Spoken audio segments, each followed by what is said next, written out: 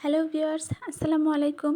চলে আসলাম long video নিয়ে। আশা করছি সম্পূর্ণ ভিডিওতে আমার সাথেই থাকবেন। তো আজকে আমি আপনাদের সাথে আমার সেই ফলি মাছের কোপ্তা রেসিপিটা শেয়ার করব। এতদিন শেয়ার করা হয় নাই, বিভিন্ন কারণে একটু লেট হয়ে গেল।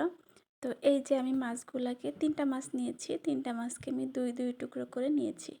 এবার হচ্ছে আসল প্রসেসিং। এইভাবে পাটার উপর রেখে পুতো দিয়ে অল্প অল্প করে আঘাত করলে ভিতর থেকে মাছের যে মাংসটা এটা বের হয়ে আসবে। এই দেখুন, যদিও অনেক কষ্ট এই জিনিসটা তৈরি করতে, কিন্তু খাইতে অনেক মজা। দেখেন, ভিতরে যে মাছের অংশটা এটা আলাদা হয়ে বের হয়ে আসবে। খুব মজার একটা বিষয়। আর এই মাছে কিন্তু প্রচুর কাঁটা থাকে। কাঁটাগুলো সব ভিতরে রয়ে গেছে। আর মাছের যে মাংসটা ওইটা বের হয়ে আসতেছে। দেখেন, এই তো। এবার আমি মাছের যে চামড়া এটাকে সরিয়ে এর মধ্যে থেকে কাঁটা আলাদা করে নিচ্ছি। এভাবে করে সবগুলো করেছি। দেখেন, এতগুলো কাঁটা বের হয়েছে। কাঁটাগুলো আমি সব ফেলে দিব। এই যে, এগুলো আর কোনো কাজের না। আর এই যে এতখানি হয়েছে মাছের যে মাংসটা, এর মধ্যে আমি রসুন বাটা, আদা বাটা, জিরা বাটা, ধনিয়া বাটা দিয়ে দিলাম, কাঁচামরিচ কুচি, পেঁয়াজ কুচি আর দিব। পেঁয়াজগুলো একটু কুচি কুচি করে দিয়েছি। এই তো, একটু বেশি করেই দিব। তারপরে আমি লবণ দিব, হলুদ দিব। বাস, এগুলো দিয়ে আমি এই মাছের ভিতরের যে মাছ, এটাকে কী বলে, মাছের ভিতরের মাছ অংশটা, এটাকে আমি সুন্দর করে মাখাবো। সুন্দর করে মাখিয়ে নেব।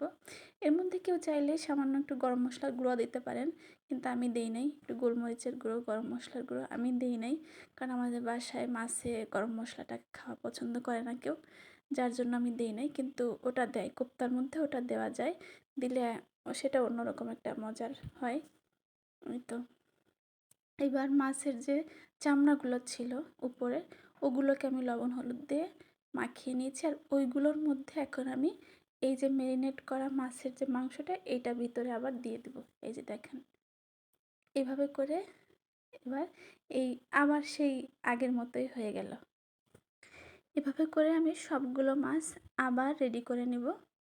মানে আমার যেমন ছিল তেমনই হয়ে যাবে, শুধু কাঁটাটা ভিতর থেকে আলাদা করা হয়েছে। এবার তেলে দিয়ে ভাজলে দেখেন ফুলে একদম ডাবল ডাবল হয়ে যাবে। মাছগুলো প্রথমে যেমন থাকে পাতলা পাতলা, কিন্তু কোপ্তার জন্য ভিতরের যে মাছটা মাখিয়ে আবার দেওয়া হয়, তখন মাছগুলো ফুলে যায়। এই দেখুন, ভাজার পরে এমন হয়েছে। কেউ চাইলে এগুলোকে টুকরো টুকরো করে দিতে পারে, কিন্তু আমি এভাবেই রেখেছি। তারপর আমি কড়াইতে দিয়ে দিলাম পেঁয়াজ কুচি, মরিচ কুচি আর সব ধরনের মশলা অল্প অল্প। সামান্য রসুন বাটা, জিরা বাটা, আদা বাটা, ধনিয়া গুঁড়া, হলুদ, লবণ, বাস এগুলাই। আমি বেশি মশলা দিই নাই, আপনারা চাইলে দিতে পারেন, কিন্তু আমি খুবই হালকা মশলা দিয়ে করেছি। আর এই তো, মশলাটাকে কষিয়ে পানি দিয়ে মাছগুলো এবার দিয়ে দিলাম। আর যেহেতু এখন ধনিয়া পাতার সিজন না, ধনিয়া পাতা দিলে অনেক মজা লাগে। এখনকার ধনিয়া পাতায় স্বাদ নেই, দিলে আরও ভালো লাগে না, যার কারণে আমি দেই নাই। আপনারা চাইলে গুঁড়া মরিচও দিতে পারেন, কিন্তু আমি দেই নাই। আমি খুবই সিম্পলভাবে রান্না করেছি। এটা ভাত দিয়ে খাইতে ভীষণ মজার হয়। তো কেমন হলো আমার ফলি মাছের কোপ্তা, অবশ্যই জানাবেন সবাই। আর ট্রাই করবেন, যদিও একটু কষ্ট, কিন্তু খাইতে ভীষণ মজার। আল্লাহ হাফেজ।